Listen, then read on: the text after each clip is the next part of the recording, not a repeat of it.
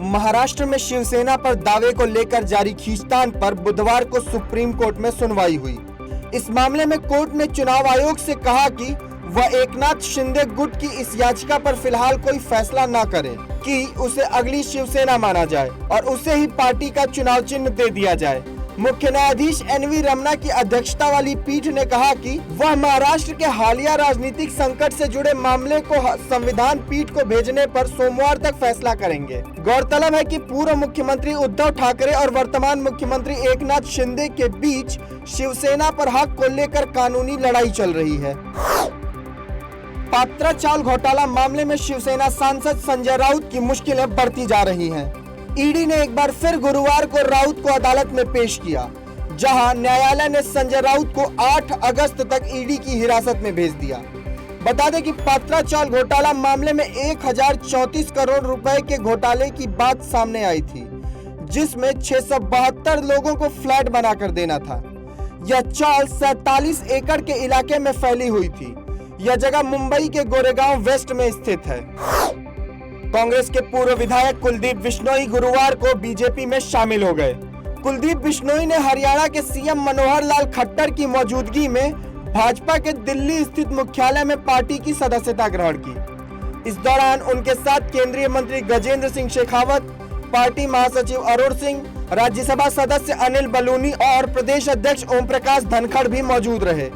बिश्नोई के साथ रेणुका बिश्नोई भी भाजपा में शामिल हो चुकी हैं। बता दें कि राज्यसभा चुनाव में बिश्नोई के क्रॉस वोटिंग करने के बाद उन्हें कांग्रेस के सभी पदों से हटा दिया गया था, जिसके बाद बिश्नोई ने बुधवार को हरियाणा विधानसभा से भी इस्तीफा दे दिया था। खुफिया एजेंसी इंटेलिजेंस ब्यूरो ने स्वतंत्रता दिवस से पहले आतंकी हमले का अलर्ट जारी किया है। आईबी ने आतंकी समूहों लश्कर-ए-तैयबा, जैश-ए-मोहम्मद और अन्य कट्टरपंथी समूहों द्वारा संभावित आतंकी हमले के लिए अलर्ट जारी किया है। आईबी की 10 पन्नों की रिपोर्ट में कहा गया है कि लश्कर, जैश और अन्य कट्टरपंथी समूहों से खतरा है। रिपोर्ट में दिल्ली पुलिस को स्वतंत्रता दिवस से पहले लाल किले में सख्त प्रवेश नियम लागू करने का निर्देश दिया गया है। असम में एक अवैध चल रहे मदरसे पर बुलडोजर चला है। प्रशासन ने डिजास्टर मैनेजमेंट एक्ट और यूएपीए एक्ट 43 के तहत मदरसे को ढहाया। असम के मोरीगांव स्थित इस अवैध मदरसे को आतंकी मुफ्ती मुस्तफा चला रहा था। मुफ्ती मुस्तफा को हाल ही में पुलिस ने जिहादी गतिविधियों में शामिल होने के आरोप में गिरफ्तार किया था। असम के मुख्यमंत्री हिमंत बिस्वा शर्मा ने बताया कि यह मदरसा अवैध था। यहाँ 43 बच्चे पढ़ रहे थे, जिन्हें अलग अलग स्कूलों में भर्ती करा दिया गया है। केरल के पलक्कड़ के ओंगलूर में गुरुवार को भारी मात्रा में विस्फोटक बरामद हुआ। जब्त किए गए विस्फोटकों में 40 बक्सों में रखी गई 8000 जिलेटिन की छड़ें हैं। ये विस्फोटक पलक्कड़ जिले के शोरनूर के वडनाकुरिसी खदान के पास से बरामद हुआ। ये अनुमान लगाया जा रहा है कि जिलेटिन का इस्तेमाल खदानों में चट्टानों को तोड़ने के लिए किया जा रहा था। पुलिस ने मामला दर्ज कर इसकी जांच शुरू कर दी है। भारत की स्वतंत्रता के 75 साल पूरे होने पर पूरा देश आजादी का अमृत महोत्सव मना रहा है। आजादी के अमृत महोत्सव में भारत की ओर से रचे गए कीर्तिमान का गुणगान हो रहा है।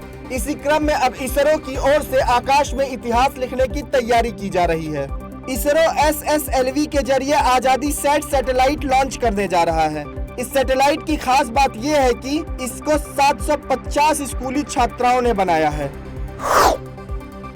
भारत और अमेरिका लगातार चीन की तानाशाही के खिलाफ मिलकर काम कर रहे हैं। इस दिशा में भारत और अमेरिका मिलकर वास्तविक नियंत्रण रेखा यानी LAC के पास युद्ध अभ्यास करने जा रहे हैं। यह सैन्य अभ्यास अक्टूबर में होगा। युद्ध अभ्यास 2022 उत्तराखंड के औली में 14 से 31 अक्टूबर तक भारत और अमेरिका के बीच होगा। ये सैन्य अभ्यास दोनों देशों के बीच युद्ध अभ्यास का 18वां संस्करण है। भारत के मुख्य न्यायाधीश एनवी रमना ने गुरुवार को जस्टिस उदय उमेश ललित यानी जस्टिस यूयू ललित के नाम की सिफारिश उनके उत्तराधिकारी के रूप में की। जस्टिस यूयू ललित भारत के 49वें मुख्य न्यायाधीश होंगे। बता दें कि चीफ जस्टिस एनवी रमना इसी महीने 26 अगस्त को सेवानिवृत्त हो रहे हैं। एक तरफ विश्व रूस यूक्रेन युद्ध का दंश झेल रहा है, वहीं अजरबैजान और आर्मेनिया के बीच एक बार फिर तनातनी शुरू हो गई। नागोर्नो कारबाख के एक इलाके में दोनों देशों के सुरक्षा बलों के बीच संघर्ष हुआ। इस हमले में 3 सैनिकों के मारे जाने की खबर है। समाचार एजेंसी एपी ने इसके बारे में जानकारी दी। नागोर्नो काराबाख के सैन्य अधिकारियों ने दावा किया कि अजरबैजान की सेना ने इस ड्रोन हमले किए हैं। एपी के अधिकारियों के अनुसार हमले में उनके 2 सैनिक मारे गए, जबकि 14 घायल हो गए हैं।